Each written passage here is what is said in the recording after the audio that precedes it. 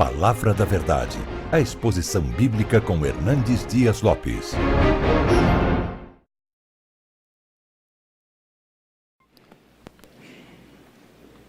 E já convido vocês para abrir a preciosa palavra de Deus em Lucas capítulo 23.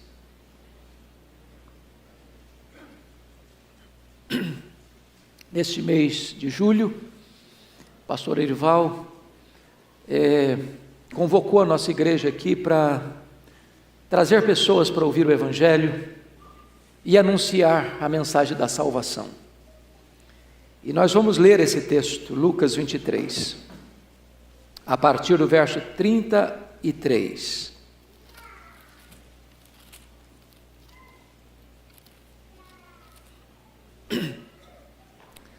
Lucas 23, 33 a 43. Está escrito assim: Quando chegaram ao lugar chamado Calvário, ali o crucificaram, bem como aos malfeitores, um à direita, outro à esquerda. Contudo, Jesus dizia: Pai, perdoa-lhes, porque não sabem o que fazem. E então, repartindo as vestes dele, lançaram sortes. O povo estava ali e a tudo observava. Também as autoridades zombavam e diziam: salvou os outros, a si mesmo se salve, se é de fato o Cristo de Deus, o escolhido. Igualmente os soldados o escarneciam e, aproximando-se, trouxeram-lhe vinagre, dizendo: se tu és o rei dos judeus, salva-te a ti mesmo. Também sobre ele estava esta epígrafe, em letras gregas, romanas e hebraicas: este é o rei dos judeus. Um dos malfeitores crucificados blasfemava contra ele, dizendo: não és tu o Cristo? Salva-te a ti mesmo e a nós também. Respondendo-lhe, porém, o outro repreendeu-o, dizendo: nem ao menos temes a Deus, estando sob igual sentença? Nós, na verdade, com justiça, porque recebemos o castigo que os nossos atos merecem, mas este nenhum mal fez. E acrescentou: Jesus, lembra-te de mim quando vieres no teu reino. Jesus lhe respondeu: em verdade te digo que hoje estarás comigo no paraíso. Amém. Meus irmãos, eu gostaria de trazer à memória esclarecida de vocês uma explanação desse texto. Jerusalém está em festa, curiosamente.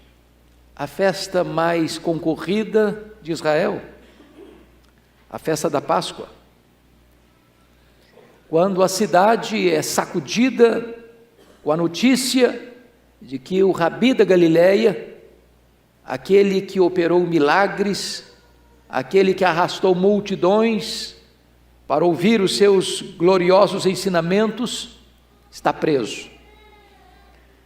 Na sexta-feira de manhã, este Rabi da Galileia é levado a Pilatos, e Pilatos percebe com total clareza que ele é inocente, que o que está por trás de todas as acusações contra ele era a inveja dos judeus, e Pilatos tenta se esquivar dessa decisão, enviando Jesus para Herodes, mandando açoitá-lo para depois livrá-lo, propondo soltar Barrabás ou Jesus, na ideia de que os judeus escolheriam soltar Jesus e manter o criminoso Barrabás na cadeia.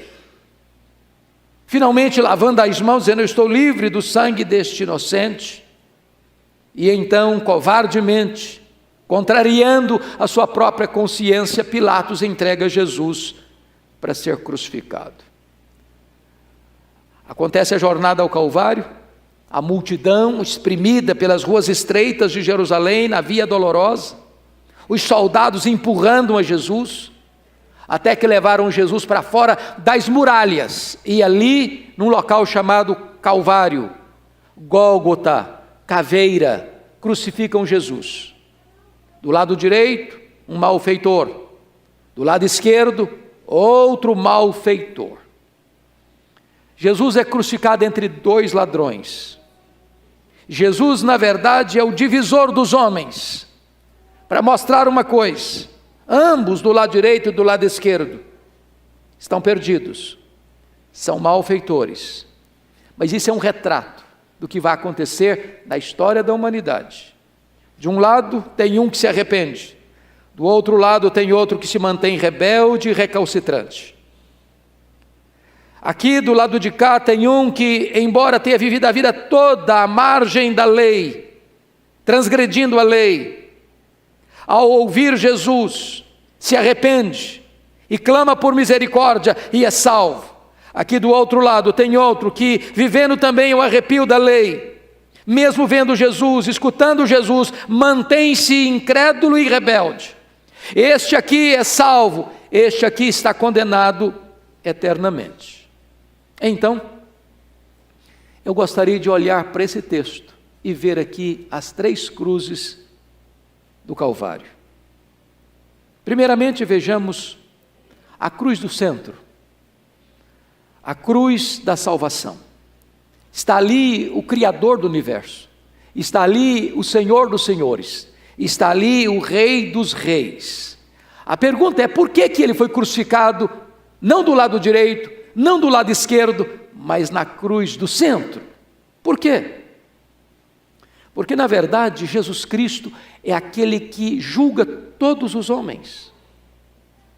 Aqueles 2 ladrões são um emblema, são um símbolo da própria humanidade. Quando a Bíblia diz que todos pecaram e destituídos estão da glória de Deus, nenhum de nós, potencialmente, é melhor do que aqueles que foram crucificados do lado direito e do lado esquerdo. Todos pecaram, todos são injustos, todos merecem a condenação, todos estão debaixo da condenação de seus próprios pecados. Mas Jesus está na cruz do centro, porque Ele é quem julga entre os que são salvos e os que se perdem.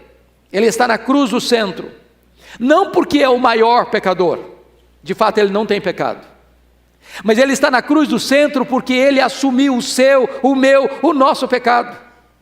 Ele está na cruz do centro porque Deus lançou sobre Ele a iniquidade de todos nós. Ele está na cruz do centro porque Ele foi carregando sobre o madeiro no seu corpo os nossos pecados. Ele está na cruz do centro porque Ele se identificou com você e comigo, e Ele se fez pecado por nós, e Ele se fez maldição por nós, e Ele foi moído naquela cruz, agradou ao Pai moê-lo naquela cruz. Ele estava na cruz do centro, porque diz a Bíblia, o Pai o entregou por amor. O Pai não poupou o seu próprio Filho, antes por todos nós o entregou. Entendendo você que Ele não foi para aquela cruz porque Judas o traiu por ganância. Ele não foi para aquela cruz porque os judeus por inveja o entregaram a Pilatos. Ele não foi para aquela cruz porque Pilatos covardemente o sentencia à morte e morte de cruz. Ele não foi para aquela cruz porque os soldados de forma cruel o prenderam naquele lenho maldito. Ele foi para aquela cruz porque o Pai o entregou por amor. Ele foi para aquela cruz voluntariamente. Ele não levou em conta a ignomínia da cruz pela alegria que lhe estava proposta, a alegria de ser o seu Redentor. Ali na cruz do centro, Ele vai como bom pastor que dá a vida pelas suas ovelhas. Ele vai para aquela cruz do centro, porque ali está o palco mais vívido do amor de Deus por você, da justiça de Deus, que pune no seu Filho os meus, os seus e os nossos pecados. E agora eu quero dizer a você, que Jesus Cristo, hoje, como naquele dia, é a única esperança de você ser perdoado e de você ser salvo. Por você mesmo, você não pode se salvar. Pelas suas obras você não pode se salvar. Pela sua religiosidade você não pode se salvar. Pelos seus atributos morais você não pode se salvar. Por isso você precisa olhar para Jesus. Foi Ele que levou na cruz os seus pecados. E se você se arrepender e nele crer, você terá a vida eterna. Mas eu convido você agora para olhar para a cruz da esquerda. Apesar de ser um pecador condenado à morte, aquele que estava à esquerda de Jesus rejeitou-o e rejeitou-o na hora da morte. Confira comigo, versículo 39. Um dos malfeitores crucificados blasfemava contra ele, dizendo: não és tu o Cristo? Salva-te a ti mesmo e a nós também. Irmãos, não há nada mais perigoso do que alguém ouvir e ver, e apesar disso, rejeitar. E rejeitar na última hora, e rejeitar na 1/10 hora, e rejeitar na última volta do ponteiro da vida, e rejeitar quando não tem mais chance de novas oportunidades. Foi isso que esse ladrão da esquerda fez. Ele estava perto de Jesus, mas ele perdeu sua última oportunidade. Ele ouviu Jesus, ele viu Jesus, ele estava sob as mesmas circunstâncias do outro que se arrepende e crê, e não obstante, rejeita Cristo. Então eu quero alertar a você. Talvez você esteja perto de Jesus. Talvez você tenha testemunho do Evangelho dentro da sua casa. Talvez você tenha escutado a leitura da palavra de Deus dentro do seu lar. Talvez você tenha até frequentado esta igreja há meses e você tenha escutado aqui o Evangelho da Graça. Talvez você tenha sido cercado de muitos cuidados da providência generosa de Deus e hoje ainda você rejeita, e ainda você recusa, e ainda você endurece o seu coração. Cuidado, porque pode ser esta a sua última oportunidade. Prestem bem atenção. Esse ladrão da esquerda está orando. Ele está orando, mas estava perdido, porque não abriu seu coração. Ele se dirige a Jesus nesses termos: não és tu o Cristo? Salva-te a ti mesmo e a nós também. Ele está se dirigindo a Cristo. Quantas pessoas que reconhecem que Cristo é real, quantas pessoas que até endereçam seus pedidos a Ele, quantas pessoas que até apelam para Ele, mas estão perdidas. Por quê? Por que estão perdidas? Porque elas, na verdade, querem ser salvas do seu próprio jeito, da sua própria maneira. Ele está fazendo um pedido para Jesus se salvar da cruz, para Jesus se livrar da cruz, para Jesus não continuar naquela cruz, para Jesus descer daquela cruz, para Jesus evitar a sua morte e para Jesus livrá-lo também daquela morte física imediata e iminente. Mas esse é um pedido louco, esse é um pedido insensato. Este é um pedido que vai na contramão de todo o projeto redentor de Deus, porque se Jesus descesse daquela cruz, nós desceríamos ao inferno. Se Jesus não suportasse naquela cruz a santa ira de Deus que devia cair sobre a sua cabeça, nós estaríamos condenados irremediavelmente. O que esse ladrão da esquerda está pedindo é uma salvação pelas obras, é uma salvação pelos méritos, é uma salvação humanista, é uma salvação que não passa pelo Calvário, é uma salvação que não passa pela cruz, é uma salvação que não passa pelo sangue remidor do Cordeiro, é uma salvação que não passa pela graça de Deus. E há muitas pessoas hoje, irmãos, que querem ser salvas, mas salvas do seu jeito. Salva pelos seus méritos, salva pelas suas obras, salva pelos seus merecimentos, salva pelos seus predicados morais, salva pelos seus atributos religiosos, e por este caminho não há salvação. Por isso esse homem perde a sua última oportunidade. Eu não sei qual é a história de vida de cada um aqui, mas quem sabe você nasceu num berço evangélico.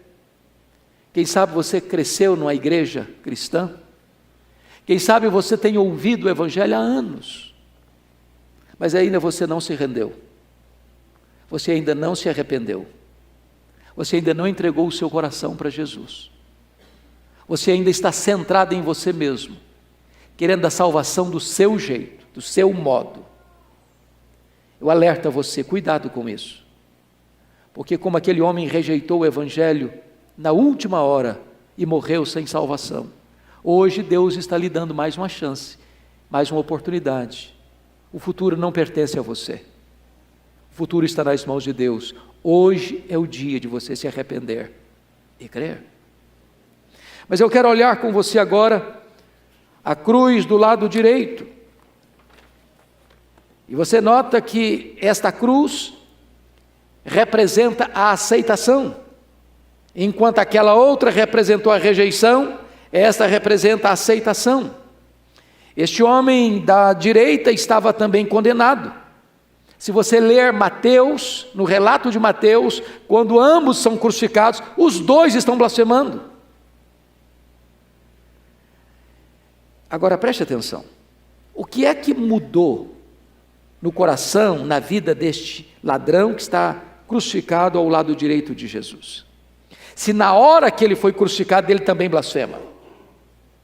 Embora o texto não nos diga com total evidência e clareza, tudo nos faz crer que quando ele foi crucificado, ele começa a perceber a postura de Jesus.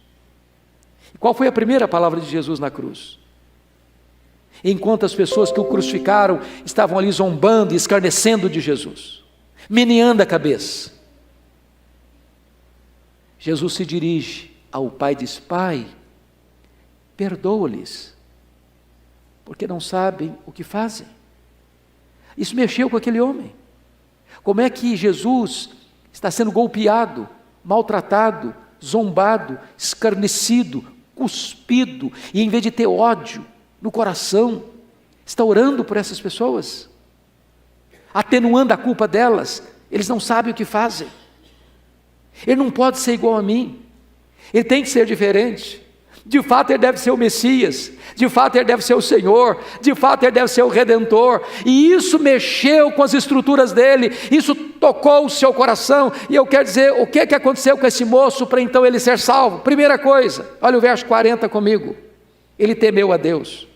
Respondeu-lhe, porém, o outro, repreendeu-o, dizendo: nem ao menos temes a Deus, estando sob igual sentença?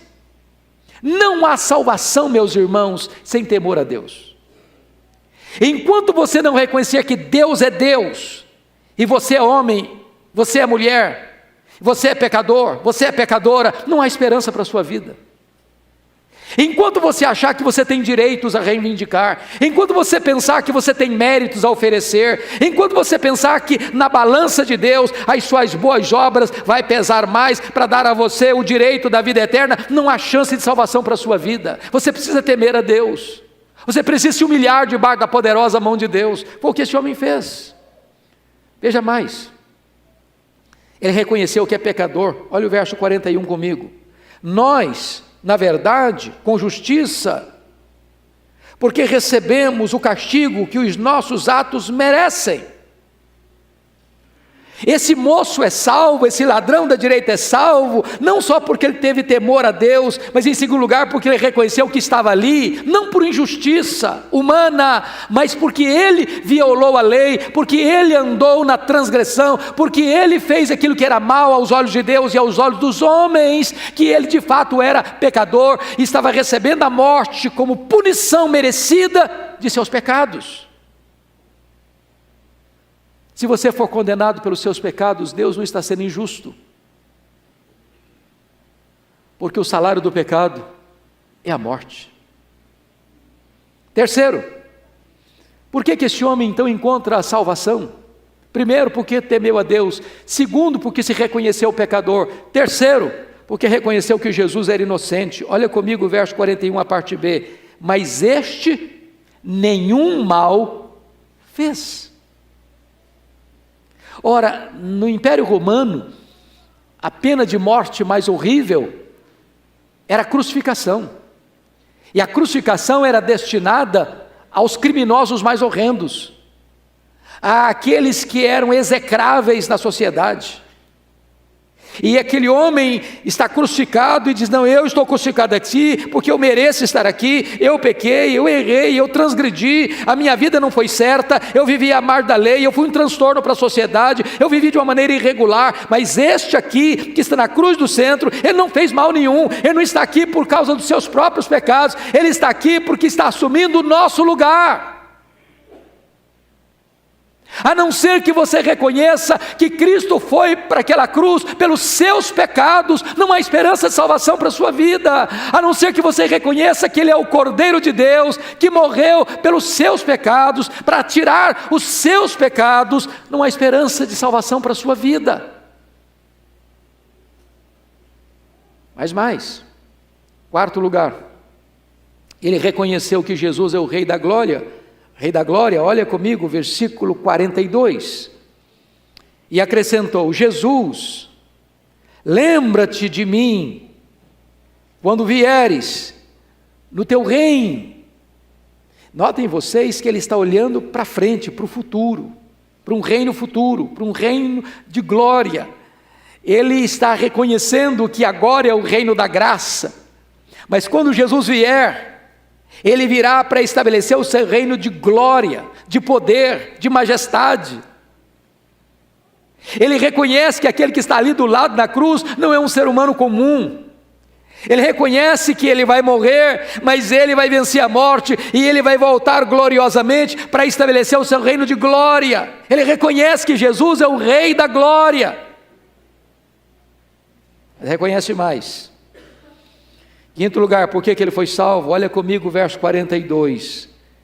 Ele reconhece que Jesus podia salvá-lo. Versículo 42 diz: e acrescentou: Jesus, lembra-te de mim quando vieres no teu reino.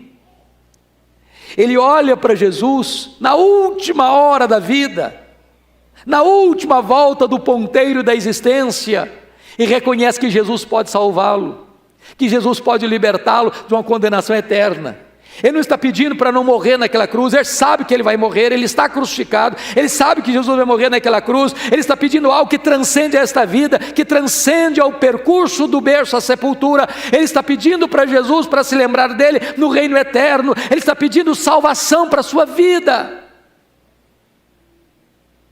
E eu posso garantir a você, você pode ter o melhor desta terra, você pode ter saúde, você pode ter dinheiro, você pode ter família, você pode ter amigos, você pode ter conquistas, você pode ter sucesso, você pode ter todas as glórias que esse mundo pode oferecer para você. Se você ainda não tem vida eterna, a sua vida não encontrou o verdadeiro sentido e propósito da sua existência.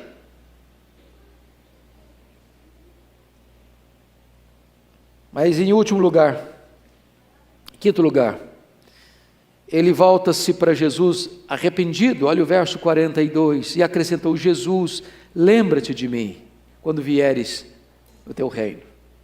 Ele reconhece que é pecador, mas não fica só nisso. Aqui está, irmãos, algo da mais alta importância. Há muitas pessoas que reconhecem que são pecadoras. Há muitas pessoas que, embora reconheçam que são pecadoras, até apelam para Jesus. Mas há uma diferença imensa, é que este homem reconhece que só Jesus pode salvá-lo, e se volta para ele e pede misericórdia. Judas Iscariotes reconheceu que Jesus era inocente também. Judas Iscariotes também ficou muito triste por causa dos seus pecados, mas ele não completou o ciclo do arrependimento, ele não se voltou para Jesus. Não basta você saber que você é pecador, não basta você saber que Jesus salva, é necessário que você se volte para Ele, que você corra para os braços dEle, que você se arrependa dos seus pecados, que você entregue o seu coração para Ele, que você receba dEle a vida eterna. E eu quero concluir fazendo aqui 3 aplicações. Primeiro, a salvação, meus irmãos, não é pelas obras, é pela graça. Porque se fosse pelas obras, esse homem jamais poderia ser salvo. Ele era um ladrão. Ele viveria a vida toda dele na marginalidade. É isso que muita gente não entende o Evangelho. Algumas pessoas, mas como assim? Mas como assim? Uma pessoa que viveu a vida inteira no erro, quer dizer que se arrepender na hora final, no leito da enfermidade, no leito de morte, ele é salvo? Sim, ele é salvo. E esse aqui que viveu como um bom cidadão, um bom religioso, um bom pai, um bom filho, um bom marido, um bom trabalhador, um bom empresário, um bom patrão, um bom empregado, um bom cidadão, e ele não se arrependeu e creu, ele está perdido? Está perdido. Salvação não é pela obra, salvação é pela graça. Salvação não é por aquilo que você faz para Deus, salvação é por aquilo que Deus fez por você em Cristo Jesus. Então é hora de você se arrepender, porque a salvação não é pelas obras. Segunda aplicação, a salvação não só é pela graça, mas a salvação é imediata. imediata. Olha o versículo 43 comigo. Em verdade te digo que hoje estarás comigo no paraíso. Hoje. Como assim hoje? É que Jesus foi crucificado às 9 horas da manhã. Jesus rendeu o seu espírito ao Pai às 3 horas da tarde. E no momento em que ele rendeu o seu espírito ao Pai, ele entrou na glória. Seu corpo foi sepultado, mas o seu espírito ele entregou para o Pai. Pai, nas tuas mãos eu entrego o meu espírito. E naquele exato momento que aquele ladrão da direita, arrependido, morreu, imediatamente ele entrou com Jesus no paraíso. Sabe o que significa isso? No momento em que você crê no Senhor Jesus, você já está salvo. Sua salvação é garantida e selada, é imediata. Jesus não disse, olha, em verdade te digo, que se tu passares pelo purgatório e sofreres 100 mil anos, ou 10 mil anos, ou 1 ano, ou 1 mês, e purgar os seus pecados, então você entra no paraíso. Jesus não disse isso para ele. Jesus disse, hoje mesmo estarás comigo no paraíso. A salvação é imediata. Terceira aplicação prática. A salvação é estar em plena intimidade com Jesus. Hoje mesmo estarás comigo no paraíso. O que faz o paraíso ser paraíso é a presença de Jesus, é a comunhão com Jesus. Tem muita gente que pensa que o céu vai ser um lugar etéreo. Você vai sentar numa nuvem branca e pegar uma harpa e tocar por toda a eternidade. E um dia um adolescente me procurou e disse, pastor, eu não quero ir para o céu não. Eu falei, minha filha, o que é isso? Quero não. Eu falei, por que você não quer ir para o céu, filha? Ah, pastor, esse negócio de ficar numa nuvem branca, sentado, tocando harpa, por toda a eternidade, eu não aguento isso não, isso vai ser monotonia demais, eu quero coisa diferente para a minha vida. Eu quero dizer para você que o céu não vai ser monótono, o céu vai ser dinâmico, porque o céu vai ser você estar com Jesus para sempre, sempre, sempre. Você vai amá-lo, você vai conhecê-lo, você vai fruí-lo, você vai trabalhar para Ele, você vai conhecê-lo mais e mais, e jamais haverá um dia em que você dirá, agora eu já sei tudo, agora eu já conheço tudo, agora não tem mais nada para conhecer, a partir de agora é rotina. Jamais acontecerá isso, porque você vai estar com Ele no paraíso. É ver a Ele, é amar a Ele, é abraçar a Ele, é estar com Ele, é servir a Ele, é glorificar a Ele, é reinar com Ele. É isso que é a própria vida eterna. Eu quero concluir dizendo que hoje você está diante da cruz do centro. Aqui tem 2 destinos. Aqui tem 2 escolhas. Aqui tem 2 eternidades. Um rejeita, o outro se quebranta e recebe a Cristo. Este aqui morre sem salvação. Este aqui, apesar de ser pecador, ao arrepender-se e confiar em Jesus, ele recebe a garantia e a promessa da vida eterna. Qual é a sua escolha? Qual é a sua decisão nesta manhã? Curva sua fronte, por favor, e vamos orar.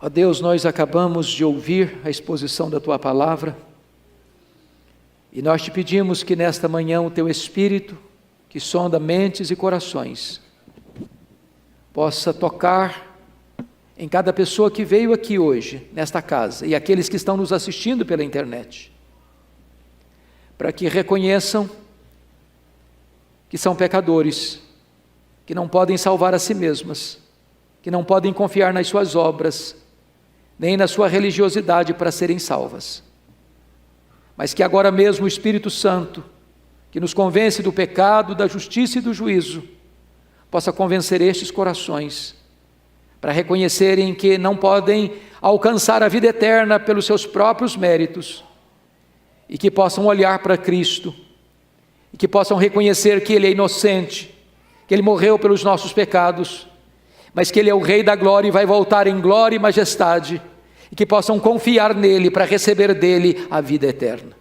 Que seja assim, Senhor, para a nossa alegria. Que seja assim, Senhor, para que haja festa nos céus, diante dos Teus anjos, Que seja assim, Senhor, para a glória do teu próprio nome. Em nome de Jesus. Amém.